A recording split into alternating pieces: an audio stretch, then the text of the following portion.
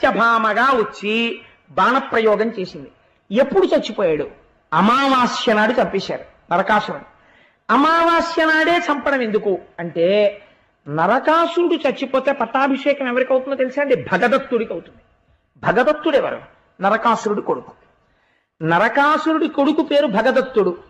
నరకాసురుడు అమావాస్య నాడే చచ్చిపోవాలి. అమా అంటే కూడా అని, అమా అమా అంటే సంస్కృతంలో కూడా కూడా అని, వాస అంటే ఉండుట ఉండుట అని. చంద్రమా మనసో జాత చక్షో సూర్యో అజాయత అంటుంది పురుష సూక్తం. మనస్సుకి చంద్రుడికి సంబంధం. అమావాస్య నాడు చంద్రుడు ఉండడు.